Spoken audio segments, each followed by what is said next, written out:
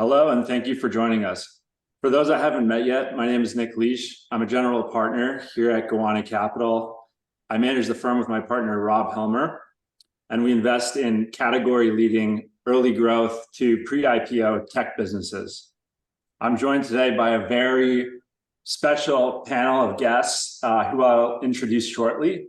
The purpose of today's panel series is to help answer and discuss some of the more topical questions and debates centered around AI. At this point, there's no shortage of content and opinions out there on the subject, but we continue to hear many of the same questions, which generally revolve around how are investors actually using AI? What are some of the more interesting applications that are coming to fruition? And how should I be positioning my portfolio, fund, business, or otherwise in this coming compute cycle? And so we thought it would be a really cool experience to just pull together a really incredible group from our network of institutional allocators and investors, founders, operators, and ML research and AI scientists to share their sort of unique perspectives in terms of how they're thinking about it.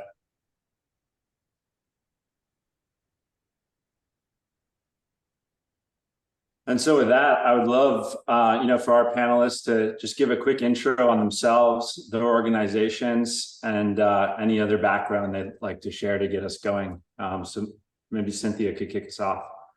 Sure. Thanks for having us, Nick. Hello, everyone. My name is Cynthia Haidar. I'm part of the investment team at the Doris Foundation, where we invest in primarily through other managers, the combination of private drawdown investments and evergreen funds. We have a decent amount of exposure to venture capital managers, through which we really see that AI exposure grow, and looking forward to talk about it a bit more. Thanks, Cynthia. I remember when we spoke, we kind of shared that enthusiasm for not only where money could be made over this compute cycle, but also how it might actually impact our jobs as investors and allocators. It's the hope for the positive. Yeah.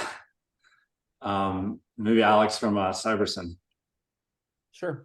So I'm Alex Izydoczyk. I'm the founder and CEO of Cybersyn, which is a new data as a service provider backed by Snowflake. Before the current role, I was running data science at Co2 for 6.5 years, sort of across their public and private funds, and so have some experience actually using data, in particular alternative data, in sort of a discretionary investment process. That's great. And other than literally being named AI, I thought Alex was perfect for the panel, just given that perspective from both Co2 and now being a founder running your own business. Fortunate initials. Nice.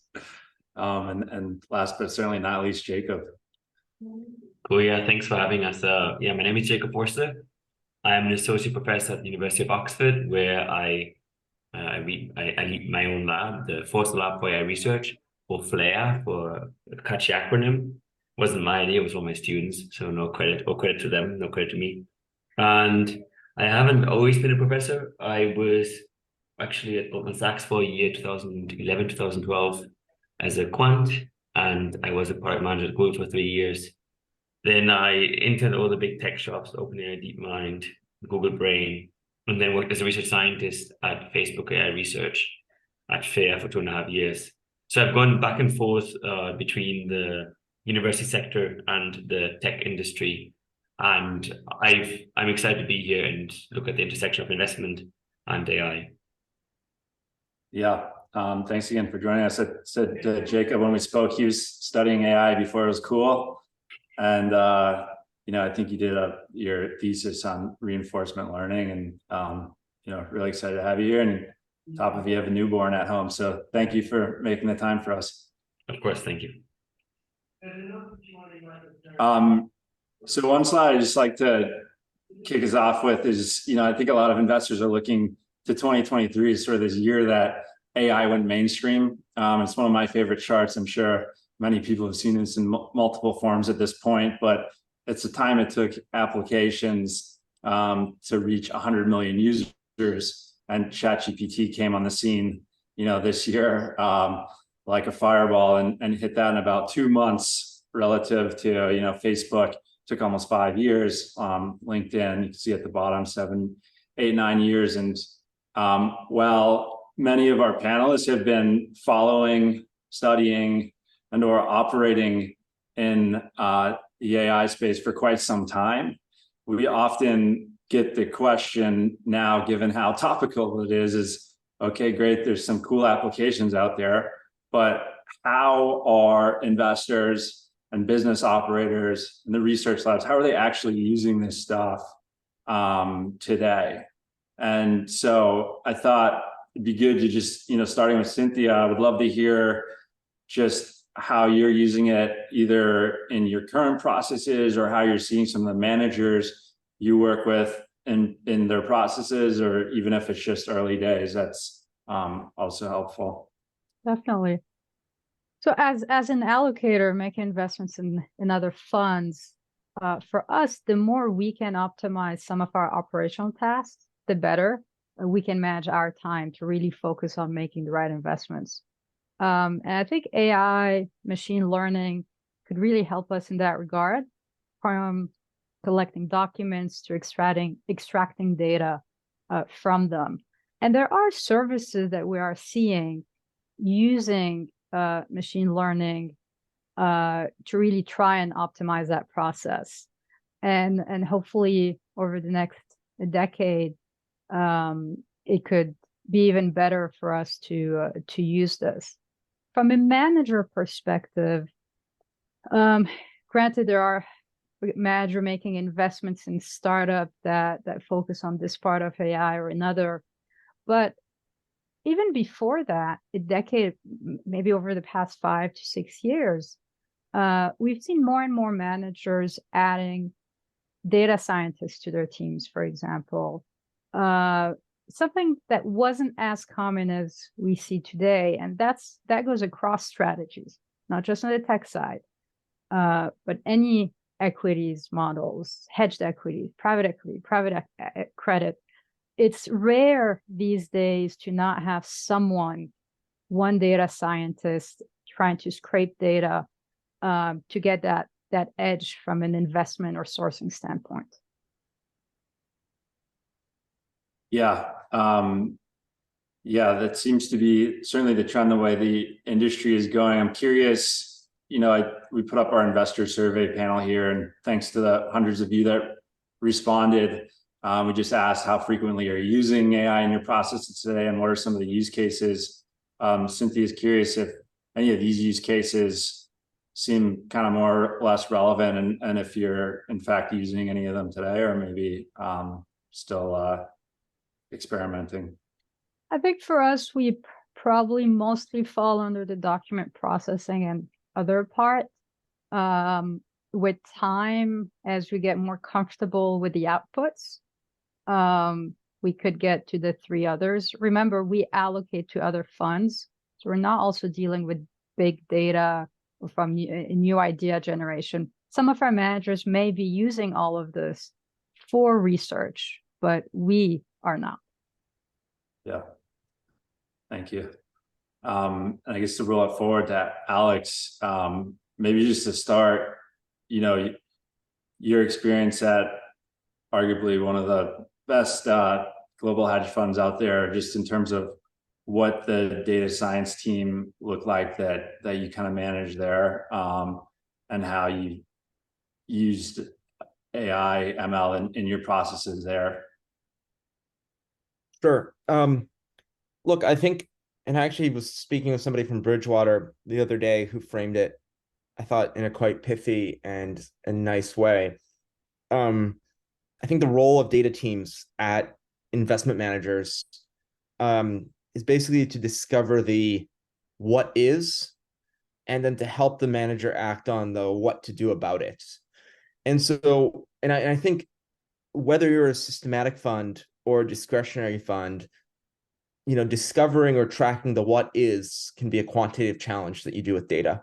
So gathering data sets on the real-time economy, right? So consumer spending, clickstream data, point of sale data, B2B purchase or invoice data, anything and everything that tells us what businesses or consumers are doing in real time, I think can be very helpful in establishing what is. And I think in many ways, the COVID-19 pandemic was sort of a catalyst for a lot of folks who sort of traditionally relied on quarterly or monthly government metrics.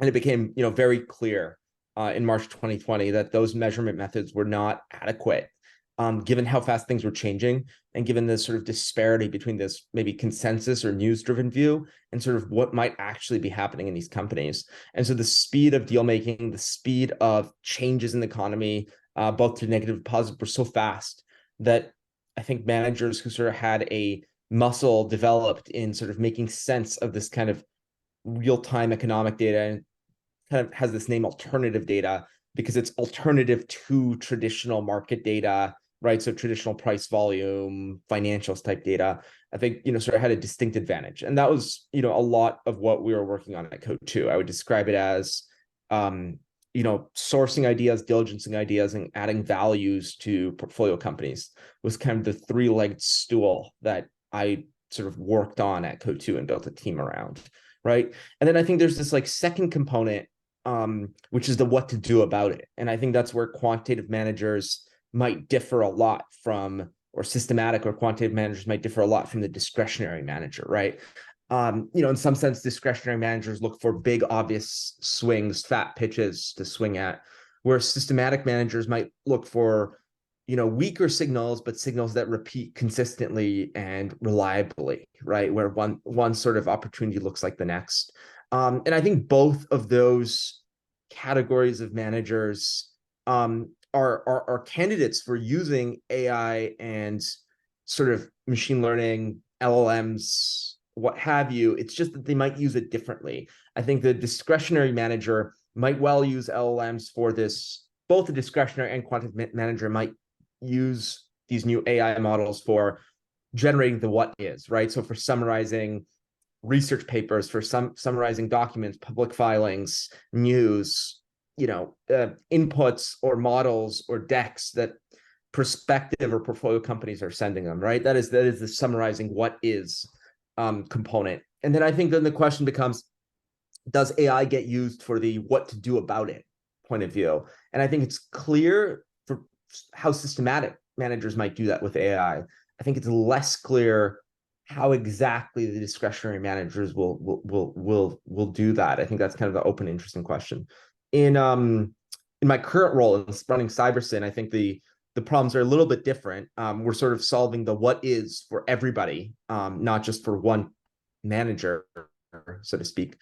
And so I think there's obvious opportunities to use LLMs, AI, what have you, for data cleaning, for document processing, for data synthesis, and sort of for giving structure to data that maybe previously had no structure. Yeah. And I understand specifically at Cybersyn, you're working on some products that could be used for training, data sets for LLMs. If you care to elaborate on that, I think that'd be pretty interesting. Yeah, so I think it's been kind of an unexpected tailwind, right? So there's basically two ways, or maybe three ways we benefit from LLMs at Cybersyn. So I think the first way is what I just mentioned, which is like taking unstructured data and giving structure to it. And I think in some ways, this is old, right? I mean, in some ways, quants and also the large data providers, everybody from S&P to Bloomberg to FactSet have been doing this forever. The difference is the cost structure in doing this has just rapidly changed overnight, right? Where suddenly the relative cost of going from a transcript to sort of an annotated, structured signal data set it approaches zero on the margin, right? And so suddenly, your ability to create new structured data products goes down, and so the ability to offer kind of value-added derived data sets goes up. I think the second way is what you mentioned, which is suddenly there's much more demand for licensed, compliance, owned, demonstrable proof of custody data sets that people could train or fine-tune LLMs on, right? And so we've seen a lot of demand for this, and some of these data sets are proprietary and you can just prove ownership, and some of these data sets are public domain, but maybe are not available on the open web, right? So aren't included in this common crawl corpus that everybody's been training LLMs on. You know, a great example would be patent data, right? It's not available in raw text on the web, but it's pretty easily accessible through the USPO, and sort of is a useful input that could, you know, arguably, you know, protect you from some of the liability and fine-tuning data sets. And then I think the third piece, obviously, for us where LLMs come in is a lot of our data consumers can now be less technical than they would have previously. So the basic thesis is that the market for third-party external data sets grows as the number of people that can consume those data sets grows. And presumably LLMs will sort of enable a new set of tools, sort of BI, the next gen of BI tools will be less sophisticated and less of a skill set of themselves and have a more Google-like experience. So I think those three things are basically how I think we're sort of benefiting from LLMs. Yeah, it's a great position to be in, and given the importance of data in this compute cycle, it's a powerful position to have Cyberson in. Jakob, with all the work you've done and with your labs, and as your process come together, I know a lot of us have been caught by just the excitement around the current shift as generative AI came. Has much changed for you in terms of your typical process? Is it business as usual? Curious how this has been, you know, impacting your day-to-day and focus areas. Well, yeah, so it's quite interesting. I mean, there's a few aspects to this to unpack here. One of them is, you know, AI is not equal to ChatGPT, right? So I think that's important to be aware of. In the public perception at the moment, there's almost a synonym where people use AI and ChatGPT interchangeable, these large language models. And obviously AI and machine learning are a lot more, right? There's a lot of technology, there's a lot of methods that have existed and have been deployed and have been useful in industry for decades, before large language models became this sort of overnight success. Now, having said this, I mean, running a lab is a lot like running a small business, right? So I have to find funding, I have to write grants, I have to advertise the work, I have to lead projects, I have to set strategic direction, I have to hire people, I have to organize the group, and so on and so forth. And certainly we are actively using ChatGPT in some of these aspects. I think like any small, medium-sized business that's tech-savvy would, right? So this is to help draft tweets, for example. This is to help get ideation for grant applications or draft text. Clearly, we're not going to use any of the text, but just to get sort of like an idea for what can be done, or to sort of fill in, you know, if I have to write a generic email that's tedious or annoying, I might use ChatGPT. So this is sort of like us on the consumer side, because machine learning now, although we are a lab that does machine learning, there's also an aspect now where we actually consumers of machine learning technology coming from startups like OpenAI or from big companies like Alphabet. And that I think looks very much like it would look at an investor anywhere else. There's also the research side where it comes to us actually being the people working on the forefront of machine learning. And here, my labs were very excited about moving the frontiers for what is possible with these large language models. And in particular, what is reinforcement learning good at? Reinforcement learning is there so that agents can generate their own training data. It's there to radically reduce the reliance on supervised data, on data that needs to be collected, needs to be scraped, it came up before. And instead being able to generate their own data in simulation and to self-improve and so on and so forth. And I think that's a really important direction to be aware of, because already we're finding that, you know, these big companies, these big corporates and startups alike are running out of data for improving these models further. And there's an important question here, which is how do we get the next, you know, giant leap in performance of these models? It's not going to be through data, and it's not going to be through scale. It needs to be something else. And I think if we can figure this out as a machine learning group, that would be a major change. Obviously, there's no guarantee of success, but I'd like to ask the question: how do we do the same things 1,000 times cheaper, and how can we get 1,000 times better performance using the same resources? Those are two directions that my group is working on. And then on the more sort of bread and butter of our reinforcement learning work and multi-agent learning, a large focus of mine has been to lay the foundations for reinforcement learning methods that can interact with humans seamlessly And obviously large language models play a big role in this, because suddenly we've unlocked language as a modality that can be used for interacting with computers. And this really opens the door to all sorts of other methods and applications of machine learning beyond this. So trying to integrate language understanding with decision making, trying to integrate agents that can explore in environments and work smoothly with humans. Again, trying to bridge the gap from just a text interface, just data, to actually things that act in the real world, back to interact with humans. Right. And given, you know, your experience at DeepMind and the Oxford lab and all the time you spent, you know, it's not as if LLMs were definitively a new phenomenon. So what was it that you think made this sort of ChatGPT phenomenon and ensuing, you know, venture wave of funding to find the next big AI applications all come together here in the last 7 or 8 months? Yeah, it's interesting. I mean, I myself worked on large language models. I mean, they weren't that large, obviously, in 2016 in my Google Brain internship. And I worked with some of the people, collaborated with some of the people who ended up doing the transformer work even much earlier. And so I've seen large language models for, you know, nearly a decade now, or large language models at their time and scale. Nowadays, obviously, we'd call them small. And I remember Izydoczyk doing my OpenAI internship, going through the floor and telling people, have you tried a bigger LSTM in 2017, right? He would always tell people, have you scaled it up? Have you scaled it up? And so, you know, I think what made this line of work so maybe, you know, break through is the amount of resources that people poured into a single methodology, just more data, more compute, scaling up something that's quite simple, but that also, if done properly, clearly has quite marvelous abilities. It was pretty clear early on, if you could train a proper language model that worked perfectly, or near perfectly, say, that this would have a lot of amazing properties. The issue is, back in the day when I was working on these things, they weren't very good, right? They didn't manage to keep long-term context, and so on and so forth. But these were all issues that made them bad language models.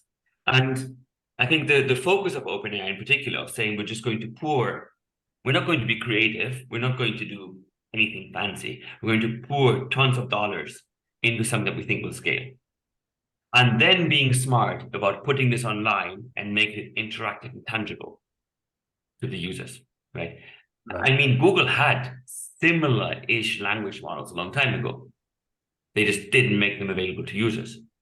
And what OpenAI did is they didn't just put the resources into a very standard approach without trying to waste time in being creative, but they also then went and added a user interface, and they did it in a way that it really made it tangible to humans, to the average user for the first time, to interact AI technology for the first time. So it's not just that OpenAI managed to do a big leap in terms of resources and investment. It's not just that. It's also that other people hadn't gone and made the technology tangible. So the perceived leap to the public is even larger, right? So if you think about it, for the machine learning community, it was a leap, but we'd all seen similar-ish models out in our research world before. But then for the public, it was a giant leap because the public hadn't explored any of this technology at all. And I think that was absolutely genius. That was a very, very smart move. Yeah, it'll go down as a good case study of what a good UI and go-to-market strategy can accomplish. But having said this, I don't blame, for example, Alphabet for not doing this, because their stakes are very different, right? So there's a big difference in terms of what was there to lose. And there's good reasons why Alphabet didn't pursue that same type of strategy, because of the potential for downside, negative press, for having, you know, terrible user interactions, for having all sorts of bad press, where someone like markedly like Alphabet is much more risk averse than OpenAI can be as a startup. Right. Yeah, good point. Found it interesting from our investor survey, despite the excitement, about 60% of respondents said they've never used any AI applications yet. But then you ask them about how they expect to use AI in the future, you know, close to 50% expect to be using AI either daily or at least weekly. And so it kind of brings us to our next question, where investors want to know, well, how can I capture value from this compute cycle, and where do we expect kind of the chips to fall? Just to put everybody on the same page that's watching, made a very oversimplified AI compute stack, and at the bottom you have the hardware where semiconductors would sit along with the servers, feed into cloud platforms that many of you are aware of, AWS, Azure, GCP, etc. And then perhaps you have a model layer in between, which is where I'd put these large language models everyone keeps talking about, would generally sit there. And then at the top you have this application layer. I think today it's been, you just pull up NVIDIA's stock chart. I think a lot of the value, at least near term, and how the company's performed economically has been accruing there. As we kind of look forward, be curious, Cynthia, how you're thinking about where you'd expect value to accrue over this coming compute cycle, whether it's in the categories we laid out, or something we're not even thinking of. Yeah. I mean, it's really all intertwined, right? I mean, you need the good hardware to support the software, but you can't have really good software if you don't have the solid hardware. So, I mean, from there, really anything's possible from an application standpoint at that moment. And the more applications get released, the more we use them in our everyday lives, the higher the AI adoption rate will be. I don't think it's there yet, but from an investment standpoint, I mean, you name it. It's we probably have positions on the hardware side, software side, those who are indirectly benefiting from the rise of this sector, and industries directly benefiting from this. So there are many ways to play this if you'd like, and the idea is to capture as much as possible of all that. And to repeat myself, based on your first question, it's not just making the investment, but it's also how can AI improve our everyday lives, and to the extent that we could make some process more efficient and reallocate our time to the research or the due diligence of for an investment, the better it is for us and our industry as a whole. Yeah, that's a good point. Have you gone through the process of thinking kind of the value capture as you think about private markets versus more public market opportunities, and has that played a role in allocation decisions, or do you expect it to? I think we have exposure to both right now without us directly looking for it. Our managers have found an opportunity in that space, and whether it's on the private or public side, we are seeing suddenly a bit more exposure. Maybe it's not AI directly, but it's indirectly benefiting from a greater adoption of all this. Yeah. Alex, as you think about Cybersyn, where would you say it sits in the stack? I could kind of make an argument for at least a couple of the categories here. So I'd love to hear how you think about where the team sits. Yeah, well, I think that, I guess I would fall, in terms of where the most value will accrue, I guess I'm betting a little bit on sort of the other category, if you will. I think the one thing that's common is everybody needs, it seems like these LLM models are becoming open source. I mean, even just today, I think Facebook just released Llama 2 as an open source model. So I think it's becoming clear that the open source version of any of these models is going to be as good or at least comparable, especially for constraint tasks, to sort of the proprietary versions. And then, the second piece is it's also clear, that a lot of compute is going to go into these models, barring any sort of, I guess, infrastructure or architectural change. So some value will certainly accrue to the hardware providers. And then I think the next pieces are sort of, okay, there's this application context where how do you fit this into people's workflow? And then there's the Cybersyn component, which is, okay, even if you have these models and you have the compute to do it, how do you sort of fine tune these models to build any kind of differentiated advantage, right? And obviously proprietary content sets are one such way. And I think that there's two things to solve for here. One is sort of what's your proprietary advantage, and access to unique data could be it. So access to your own internal data is obviously one advantage, but access potentially to external data sets you can't otherwise find could be another.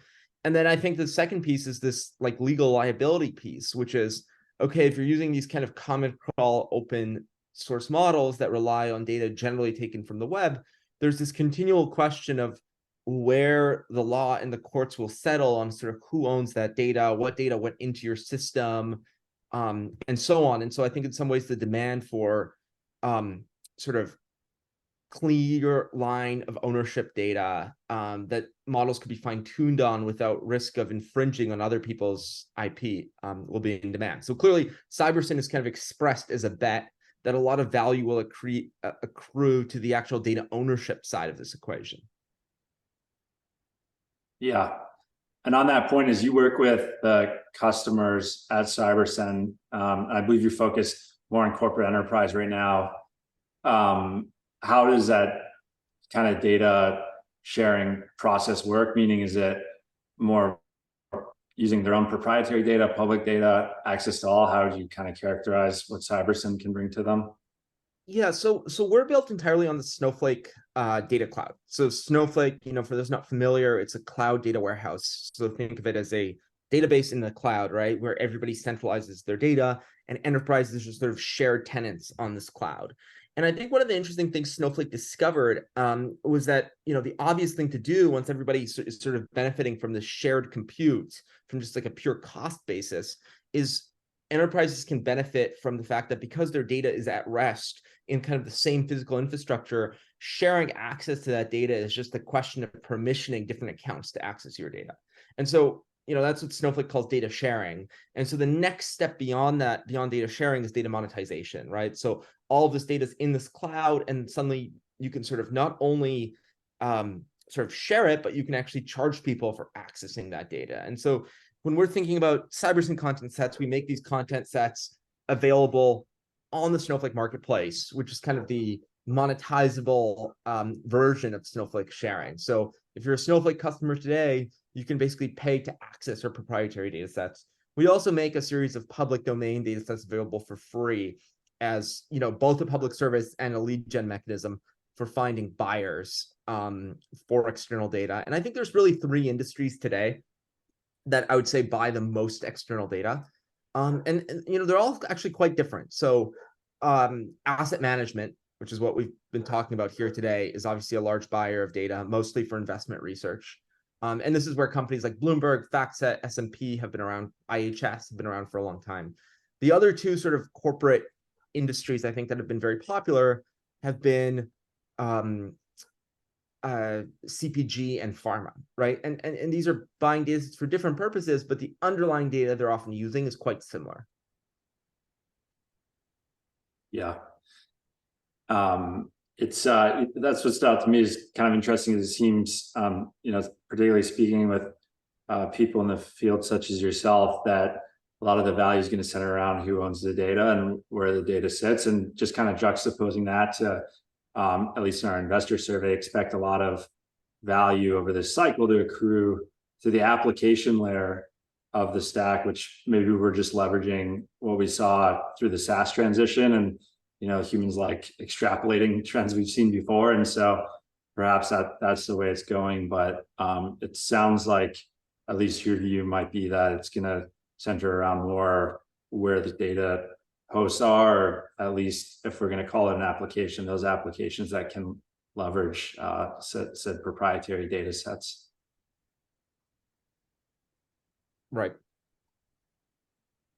Right. And you touched on an interesting point. I wanted to get Jakob's view on this actually, because there's a pretty interesting debate, I think, going on right now in the investment community as to whether, these open source LLMs and closed source LLMs, just how much value as we roll forward can really be captured by these closed source, proprietary model sets versus when you have companies like Meta putting out their open source versions. I think you can go to Hugging Face now and get, over 200,000 open source models.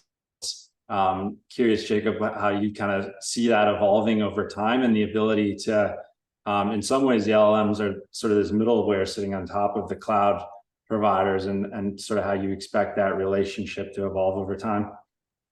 I think this is a fascinating and really hard prediction problem because the space moves extremely quickly, right? So there's both sort of the question of how many resources will be poured into open source. There's also a question, what's going to happen on closed source? How many additional resources will be, mobilized there? And what does that curve look like? How much performance improvements do you get for additional resources? Usually to get incremental gains, you have to sort of exponentially scale the amount of resources required, which then means even if someone like OpenAI or closed source, say Alphabet, can outspend the open source by a factor of 10, if you're near sort of like a convergence point or limiting factors like data, you might not get a large performance difference, right? But that doesn't take account for potential breakthroughs. It's conceivable that one of these closed source players manages to accomplish what we're trying to do in Oxford, which is to change the equation, to have new methods that actually change the needle of how much you can push the capabilities of the model by investing more money. Does that make sense? So I think in the absence of a major method breakthrough, we will indeed see what Alex outlined there as a scenario whereby the open source community catches up or overtakes the closed source community. I'll also expect at that point, we'll see much cheaper models to run that have, efficiency gains and so on and so forth, whereby it becomes quite tractable to run specialized applications on relatively standard commodity infrastructure that is available to academic labs. And at that point, it's unclear who's going to capture the value, because it might just be that we're commoditizing machine learning and that now anyone who has data who has real problems can actually capture the value. It might be that we're just basically taking away the bonus from the tech industry, right? For the last decade or so, we had a bizarre sort of dichotomy between the tech industry that has grown and has capitalized on a monopoly base of being able to program.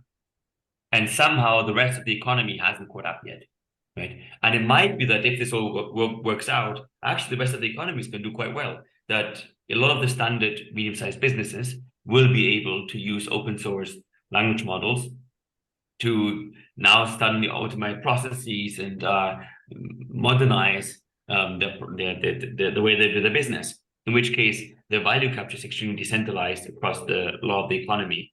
But it might also be that we see a real radical breakthrough that moves the boundaries and gives closed source, again, a huge advantage. And I do know that there's a lot of, obviously, investment and effort right now happening in the area of trying to get that next big step in performance out from these models, which will not be using the same methodology, but instead is looking at novel methods to really unlock future potential. Yeah. Do you think the concept of Moore's law, which I know there's been a lot of debate of CPU versus GPU, and we're seeing how that's playing out real time in front of us right now. Do you think that could also apply to just how we think about large language models, actually, where, eventually there's only so much money you can throw at something and can only make it incrementally better to the point that you all kind of end up in the same place after enough time and research and money? Yeah, so this is fascinating because it's another aspect that makes long-term prediction problem really, really hard, right? I mean, the end of Moore's law has been forecasted for almost as long as Moore's law has existed. So far, people were wrong, but we do know at some point we're going to hit barriers. And, parallelism coming from GPU computing is only going to get us so far. I think the new generation of NVIDIA GPUs already has better cost, energy efficiency, and so on. So at least on that front, we are seeing further gains. But if Moore's law continues, then this is another factor that will strengthen the open source community. right? Because at that point, it might be that compute cost is not the limiting factor. We're going to run out of data and we're going to run out of meaningful computations to run, as opposed to running out the ability of running enough compute, right? So if, we only need another factor of 10, say, right? And something like the GPT-4 becomes quite reasonable to train for the open source community. Right? And, if you're right that the Moore's law continues, then it's entirely, at least, there's no guarantees, but it's conceivable that open source will catch up and overtake in the limit. And then we need new ideas, right? If Moore's law doesn't hold up, then I think that's actually a benefit for the big players in the market. Yeah, that makes sense. And maybe as our last question, we can do this one relatively quick, but I just wanted to get temperature check. If you were managing a portfolio, or I guess in the case of Cynthia, you are managing a portfolio, if and how you'd adjust your portfolio to capture this. You mentioned you already feel like you have good exposure, but curious if this is something that you expect to make up a bigger part of your portfolio in the future, either organically or inorganically. I think indirectly our managers will invest in AI a bit more. So let's say we're maybe in that 1 to 15% range now. We're probably going to stay in that range because from a diversification and portfolio management standpoint, we wouldn't want to be too much in any one sector. But my guess is it could be anywhere from 1 to 30 and structured differently. Yeah. And Alex, how about you? If you're managing a discretionary pool of capital right now, how would you be positioning?